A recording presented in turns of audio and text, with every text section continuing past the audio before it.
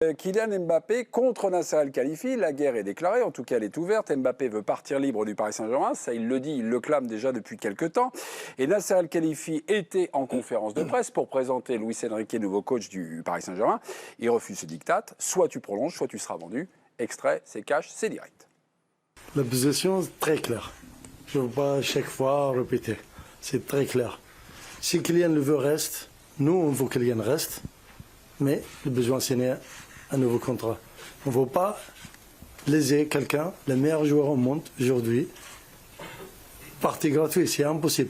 C'est un club français. C'est sans payer.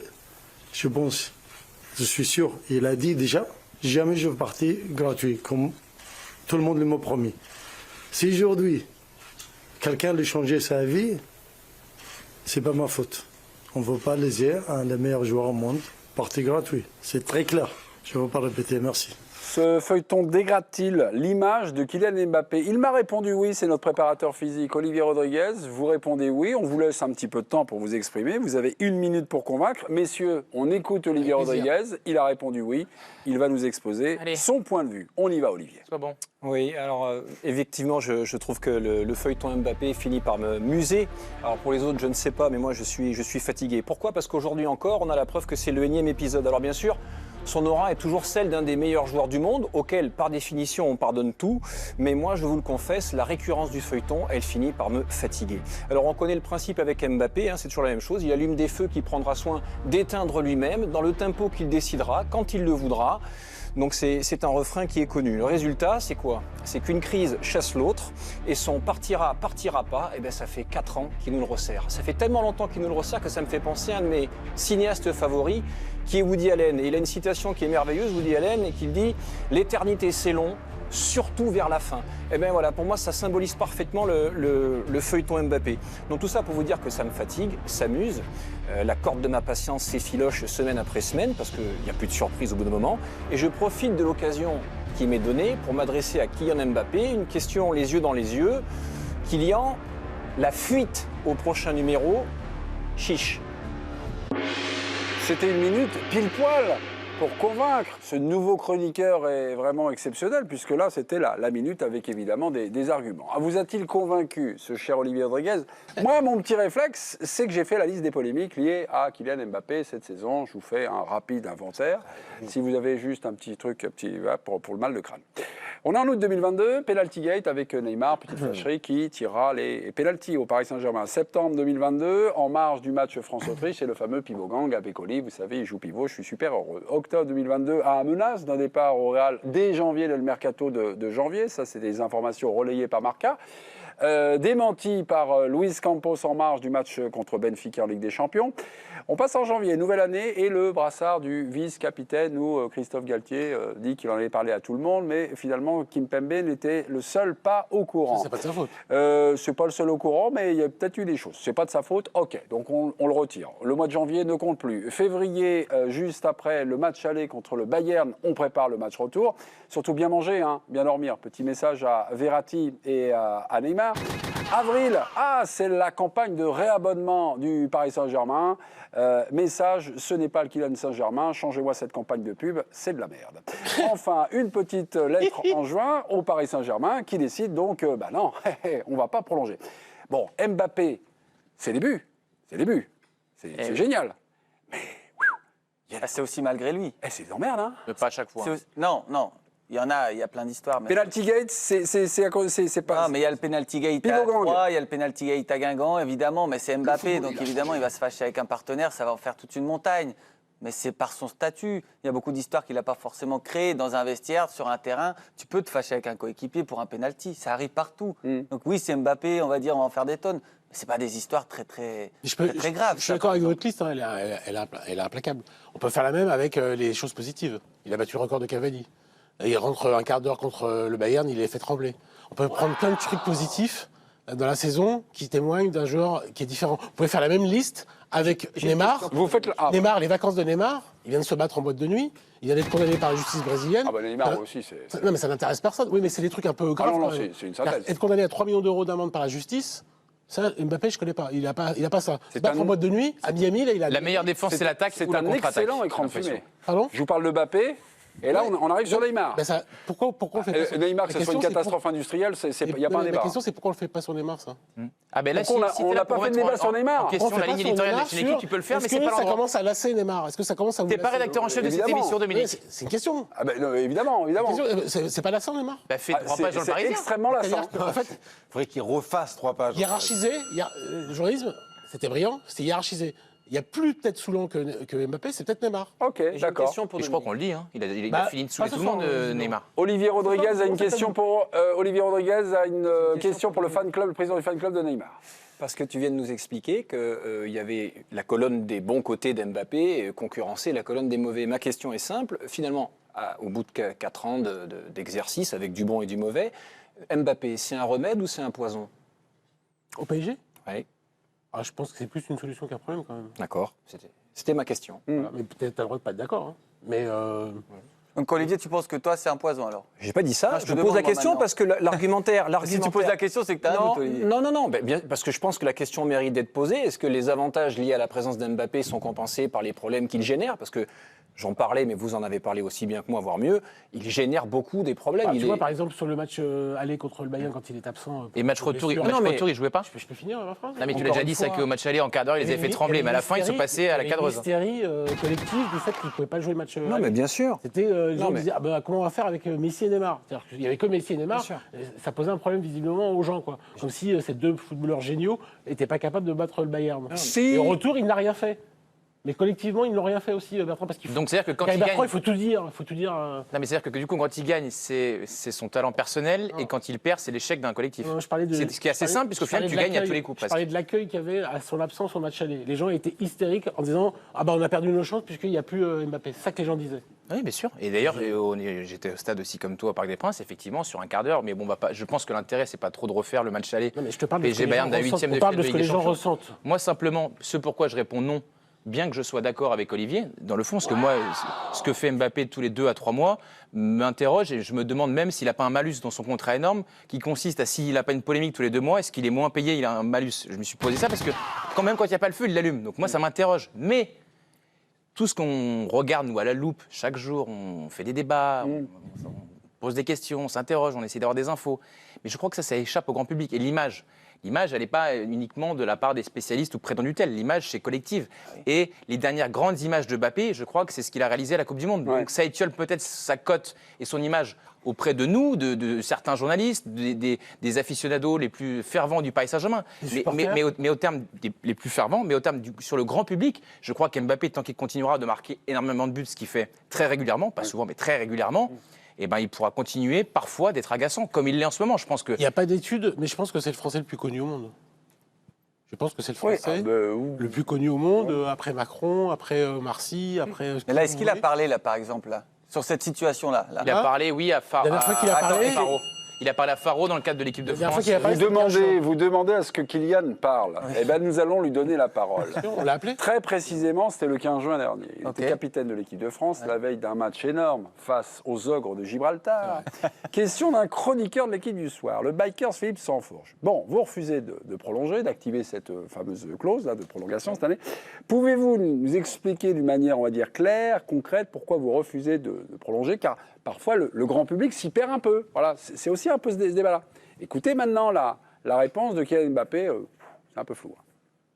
Dans la vie, il y a plein de choses qu'on ne comprend pas. Ils n'ont pas tous les tenants et les aboutissants de ce dossier. Et tant pis pour eux, malheureusement. Je suis triste pour eux, mais tant pis pour eux. Moi, je sais pourquoi je fais ce que je fais et je dis ce que je dis. Voilà. On va rester sur ces raisons, on va dire, porte-close un peu. Voilà. Pourquoi il le dit pas? Quelles sont les raisons? Est-ce que c'est des raisons qui sont inavouables? Est-ce que c'est l'argent? Est-ce que c'est les primes? Est-ce que c'est finalement le PSG, la trahison du PSG? Est-ce que c'est... Voilà. Pourquoi il ne le dit pas, Dominique? Ce qui manque dans la démonstration d'Olivier, pour moi, c'est le côté il est dans un club impossible. Un club, Je n'avais qu'une minute. un club qui est détenu par un actionnaire qui n'est pas là, par un président qui est souvent absent, par un directeur sportif qui n'est pas aujourd'hui en odeur de sainteté avec le président, malgré les déclarations du président aujourd'hui. C'est un club aux influences multiples, où il se passe des choses, où tu as un jour un directeur de la communication qui a créé une armée numérique pour dénigrer ses propres salariés, notamment Kylian Mbappé.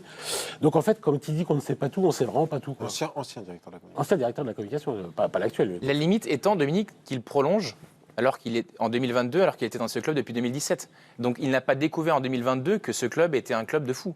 Donc en fait, il y a une limite, c'est qu'en fait, mais il ne pourra jamais le dire. Tu ne peux pas lui reprocher d'avoir prolongé et maintenant de ne pas prolonger. Alors, il a le droit de ne pas prolonger. Il a le droit de tout faire, c'est-à-dire qu'il n'a pas le droit de s'étonner 2 mois après sa prolongation que c'est un club de fou. Mais non, ça fait 4 ans. Je suis d'accord avec toi. Mais là, l'année dernière, il prolonge, ok. Cette année, il ne prolonge pas, ok. Pourquoi ce serait Lassan qui ne prolonge pas c'est ce qui me dérange. Parce que c'est l'énième. Voilà, on dit, c'est Lassan, il ne prolonge pas. Pourquoi Moi, c'est ce qui me dérange un peu dans cette question et sur cette soi-disant polémique. Toutes les polémiques que vous avez citées avant avaient vraiment un caractère de polémique. Le Altigate, Kylian Saint-Germain. Là, on parle d'un joueur qui, en fait, demande à aller au bout de son contrat et à partir libre. Pour l'instant. Non mais, oui, pour l'instant. Ça peut changer. Ça peut changer. Mais on est dans cette situation-là. On est là à dire... Adrien Rabiot, et moi je suis le premier à le dire, gère super bien sa carrière. Il va au bout de ses contrats, d'ailleurs il a prolongé que d'1 an avec la Juve. Il vient de prolonger que d'1 an. C'est-à-dire qu'il sera encore libre à la fin de la saison prochaine, Rabiot. Et moi je trouve qu'il gère sa carrière de façon magistrale. Mbappé, qu'est-ce qu'on lui reproche? De vouloir aller au bout de son contrat et que le PSG ne touche pas un rond sur un éventuel transfert. Ça fera 7 ans qu'il est là. Je pense que le transfert est rentabilisé, que la vente de maillots a permis au club de gagner plus d'argent qu'il n'en a dépensé. Je ne vois pas où il y a polémique. Damien, en quoi ça ternit l'image de Mbappé? Pourquoi il envoie une lettre? La récurrence. Alors peut-être que... Qui n'est pas obligé alors des fois, il y a des trucs, tu vois, je sais pas.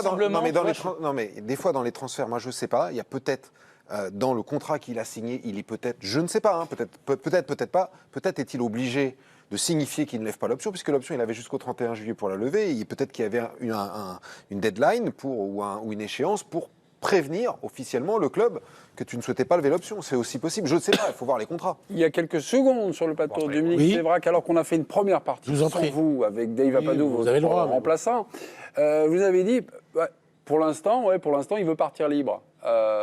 Donc, l'été prochain. Damien vient de dire... mais vous avez eu juste une petite phrase en disant, mais oui, pour l'instant, pour le moment. Il a raison. Il a raison, puisqu'il y a 2 ans de ça, il voulait partir libre. Après, la phrase de Nasser ce soir, la sortie de Nasser, elle est un peu costaud quand même. Elle est un peu musclée. Elle est un peu ultimatum, guerre, divorce. Vous employez le lexique que vous voulez. Oui, un champ lexical. Voilà, mais j'aurais dit avant cette déclaration qu'il n'était pas impossible que Kylian Mbappé prolonge dans 2 semaines. Là, je me demande si ça ne va pas se raidir de chaque côté, quoi. Ah ouais.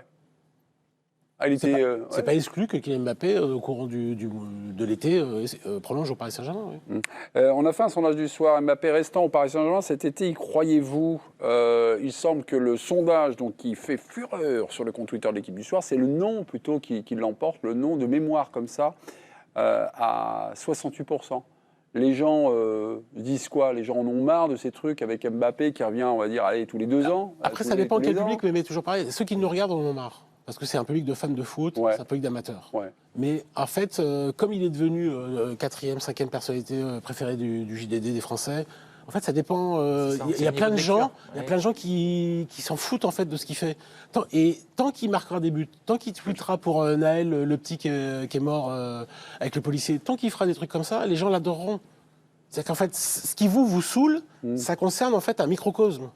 Moi, ça ne me saoule pas, mais ça m'interroge. Oui, c'est ce qui nous fait parler, en fait. Juste, dans cette journée, on va dire, vue d'Espagne, avec la déclaration directe et cash de Nasser Al-Khelaifi, on va prendre la direction de l'Espagne avec l'émission là-bas, référence, c'est le Chiringuito, avec ses mises en scène fantastiques, d'une sobriété que l'équipe du soir nous envie. On va donner la parole au présentateur, Josep Pedrerol. Le transfert de Mbappé au Real cet été, ça ne dépend pas du club madrilène, ça ne dépend pas du Paris Saint-Germain, mais ça dépend. De Kylian? Non, d'une 3e personne. Et c'est pas Kylian. Regardez. Tout dépendra d'un appel. Un appel de la mère de Mbappé au Real Madrid. Un appel disant 200 millions d'euros. Le PSG dit qu'il accepte. Et Madrid fait une offre et entame les négociations avec le PSG.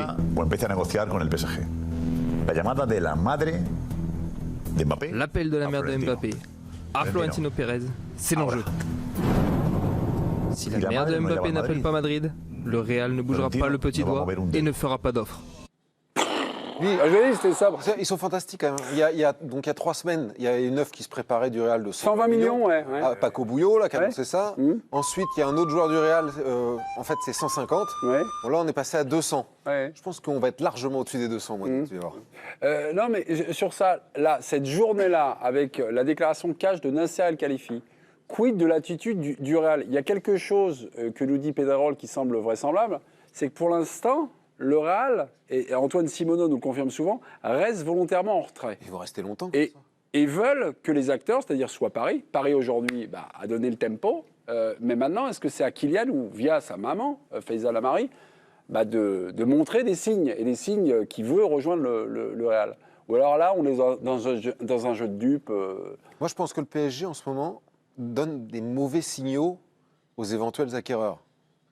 J'ai rarement vu un club dire on vend notre meilleur joueur. Quoi. Il est à vendre, venez l'acheter. Et puis à Mbappé, c'est tout rien, si tu pars pas dans 15 jours, si tu signes pas dans 15 jours, tu te barres. Donc, pardon, mais c'est encore une communication un peu amateur de Nasser El Khalifi. Ils jouent contre eux-mêmes, quoi. Ouais. Et le Real est dans une position d'attente. Pourquoi ils ont tout à gagner à attendre? À la fin, Florentino Pérez, il boit du petit lait. Parce que lui, il veut une Super League.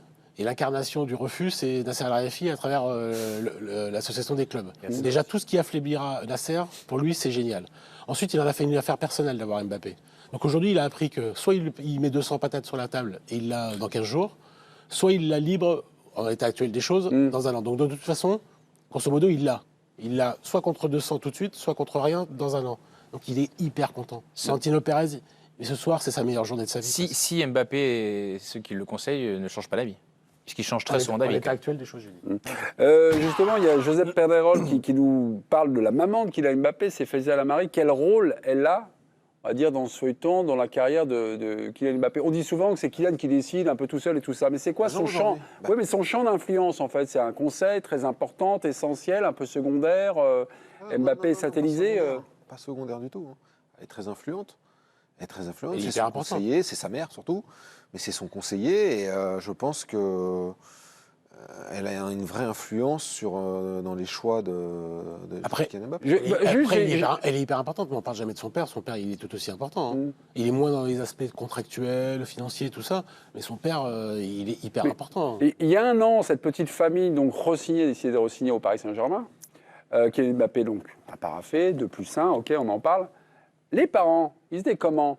Ils étaient Real, ils étaient PSG, ils étaient tous les deux pour le PSG, ils étaient tous les deux pour le Real, ils étaient comment? Est-ce que je peux pas m'avancer sur. Je peux vous dire ce que j'ai entendu, mais je peux pas. Ce qui revient. Alors ce qui revient, c'est qu'il y en avait un qui était pour Real et un qui était pour Paris. Ah, lequel? Maman, le papa? Non, vous savez pas. Il ne veut pas vous le dire. Vous pouvez pas le dire? Non, vous pouvez pas le dire. Il m'est revenu la même chose, que la maman était pour le Real et le papa pour Paris. D'accord, ok. Et aujourd'hui, qui a le plus d'importance aux yeux de... Qui a le plus... Vous savez pas? Honnêtement, je les connais pas, je sais pas. Non, ok. Non, mais c'est hyper compliqué, c'est des discussions à 3, à 2, un one-to-one entre le père et Kylian, entre la mère et Kylian. On n'est pas là, ça serait s'avancer que de dire ça s'est passé comme ça. Je me souviens d'une réflexion de Bertrand Latour, ici présent sur ce plateau. Non, mais je la résume. Depuis juillet de l'an dernier, 2022, Mbappé veut quitter Paris. Il ne croyait pas à la réussite du mercato. Dès juillet, il a dit « je ne veux pas ». Et là, finalement, aujourd'hui, le gars, depuis 2022, donc depuis un an, ne croit plus au projet, mais veut aller au terme de son contrat jusqu'en 2024. Est-ce qu'il y a, pour quelqu'un qui nous est vendu comme un obsédé de la gagne, qui veut écrire l'histoire, qui veut... J'avais l'impression que vous disiez ça. Oui. Vous, ça vous interrogeait, ça vous interpellait en fait sur le réel moteur de la carrière de Kylian Mbappé. Il y a quelque chose qui, bien sûr. Il y a quelque chose qui passe pas. C'est pas qui passe pas, mais qui vous interpelle, Bertrand. Est-ce que vous pouvez aider notre Bertrand? Enfin, oui, qui pour moi n'est ni logique ni cohérent. Enfin, déjà. La prolongation même de l'an dernier, je ne la comprends pas dans la mesure où déjà à la Coupe du Monde. Il se plaignait et les gens qui sont autour de lui se plaignaient de ce qu'est ce club-là, de la difficulté qu'a décrite Dominique. C'est un club qui est complexe, le Paris Saint-Germain. Donc pour moi, elle n'est pas que sportive, elle n'est pas sportive la prolongation de l'an dernier. Enfin, pour moi, ça n'a aucun sens sportif de rester au PSG qui se gaufre. Pense à l'équipe de France depuis 5 ans en Ligue des Champions. Comment? Pense à l'équipe de France. L'équipe de France, s'il allait au Real, ça ne mettrait pas en cause son parcours en équipe de France. Il y avait une question de stabilité, de préparation, d'être tranquille pour préparer tranquillement. Parce que tu crois qu'au Real, il n'aurait pas joué? Il est à l'abri de ça. Il aurait joué au Real, mais c'était peut-être différent. Là, il avait la tranquillité, il était dans son pays, il jouait en étant joueur du Paris Saint-Germain. Qu'il a eu en la Coupe du Monde. Non mais tu te souviens, avant Mémé en a parlé tout à l'heure, avant Benfica, c'était il restera pas. Mais tu penses pas que ça venait dans sa réflexion, ça, quand il a prolongé? Non, moi, j'en suis sûr pas que sûr, moi. Mais c'est évident. Pour un sportif, c'est évident. Ben, écoute, moi j'ai pas ces Et certitudes-là. donc, Étienne, s'il va au bout de sa logique, si j'ai bien compris, il reste pour l'argent? Moi, je pense que forcément, si tu veux gagner des titres, tu vas au Real Madrid, puisque le Real Madrid, il gagne tout. Et que tu es dans un club qui est en échec permanent et chaque jour reste pour le pouvoir. en permanence. Ça, c'est possible aussi. Et donc là, le PSG, il n'y croit plus, il n'y a pas de projet, etc. Mais dans ces cas-là, par cet été, puisque tu n'y crois pas, tu vas perdre 1 an dans un club en bois qui fait n'importe quoi, etc. Si tu suis son raisonnement. Cette saison entre le Real et le PSG qui a gagné un titre. Ah non mais d'accord, mais oui, effectivement. Je demande, je pose des questions, Non, je suis là pour je poser veux des bien. questions. Moi, Non, mais t'es là pour poser des questions. Je suis un petit chroniqueur, je sais pas. Non mais pourquoi est-ce qu'il reste au PSG s'il n'y croit plus alors que son club lui a intime gagné un titre alors? son club lui... Non mais ok. Non mais son club lui intime l'ordre de partir, lui n'y croit pas et il va rester. Donc pourquoi? Parce qu'il veut gagner encore plus d'argent en signant libre au Real Madrid. Il faut dire les trucs faciles. Enfin c'est clair comme des deux, donc comme de l'autre qui a gagné un titre. Il a bien fait, il a gagné un titre, une belle Ligue 1 qui gagne à peu près tous les ans. C'est historique quand même. Les promesses du PSG à Mbappé, on va aller voir Damien. Mais je me souviens des promesses du PSG qu'on affiche souvent. C'était dans l'équipe, il y avait quelques critères. Un, devenir la pierre angulaire du projet parisien. Effectif bâti haute de rue, positionnement idéal, être plus solide ancien et départ de Neymar. Et tout à l'heure, vous avez juste... Départ de Leonardo aussi. Et départ de Leonardo en plus. Dans le petit échange qu'il y a eu, vous avez dit quelque chose. C'est pas l'argent, c'est quoi? C'est l'influence, c'est le pouvoir, vous avez dit. Le pouvoir, c'est peut-être ce qui l'obsède le plus, Kylian. Mais c'est le sentiment que ça me renvoie, tout ça. J'ai l'impression que s'il avait voulu gagner effectivement la Ligue des Champions, il serait parti au Real Madrid. Aussi, je suis d'accord avec Bertrand. Et à Paris, il a tout. Il a le pouvoir sportif. Il a le pouvoir financier, parce que ça a été quand même le joueur le mieux payé, le sportif le mieux payé au monde, avant que Cristiano Ronaldo signe en Arabie Saoudite. C'est pas rien quand même. Il a le pouvoir médiatique. Il a tout. Il a tout. Pourquoi est-ce qu'il irait voir ailleurs tout de suite? Ok. Notre Olivier Rodriguez, vous êtes-il convaincu là? Voilà, Feuilleton était un peu lassant et son image est dégradée. Je pense que oui. Je sais pas. Voilà. C'est sûr. Ça s'appelle un triomphe romain. Ah, et 80, Romain Aran. Mais humble. Justement, à propos de Romain, on va aller voir Romain Aran. Mais où est-il actuellement, notre Kylian Mbappé? Il décompresse, il est en vacances, Kylian Mbappé, le pauvre. On a bien besoin, vu comment on parle de l'ironie, de la Il est jalousie. en vacances à Miami. Il a été aperçu lors d'une soirée VIP en l'honneur d'un milliardaire américain, Michael Rubin. Il y avait Leonardo DiCaprio, Jay-Z, Beyoncé ou encore Tom Brady. Mais, parce qu'il y a toujours un mais, le thème c'est soirée blanche. Et qui joue en blanc dans le football? Le Real Madrid, vous connaissez la suite. La presse espagnole s'en est donnée à cœur joie. Nos confrères d'El Chiringuito qui en ont parlé, et notamment les stories de Kylian Mbappé qui vont rendre amoureux les supporters madrilènes parce qu'il est tout de blanc vêtu. En tout cas, ouais, Dominique, tu as raison, c'est une star internationale. Voilà. Star internationale, toutes les stars. Et donc notre Kylian national. Autre chose, la conférence de presse de Luis Enrique, on va en parler dans quelques secondes, mais marquée par un léger retard. Oui, léger. Il semblerait que l'avion de Nasser Al-Khelaifi ait connu, je ne sais pas, quelques petites légères avaries. Vous avez une autre explication, une autre information à nous donner, mon cher Romain? Absolument, c'est une information de nos confrères de Mediapart. En fait, le domicile du président du PSG, Nasser Al-Khelaifi, a été perquisitionné aujourd'hui par la police dans le cadre de l'affaire dite des barbouzeries du PSG. Je vais essayer de vous résumer ça très rapidement. C'est un dossier qui mène des histoires de chantage, de détention arbitraire, avec beaucoup de ramifications politico-judiciaires. Nasser Al-Khelaifi est accusé d'avoir détenu un ancien lobbyiste du PSG, un ancien lobbyiste qui aurait aussi réalisé des missions illicites pour le PSG et qui aurait détenu des documents sensibles appartenant à Nasser Al-Khelaifi. Bref, c'est très flou, c'est très complexe, mais en tout cas, le domicile de Nasser Al-Khelaifi a été perquisitionné. Voilà.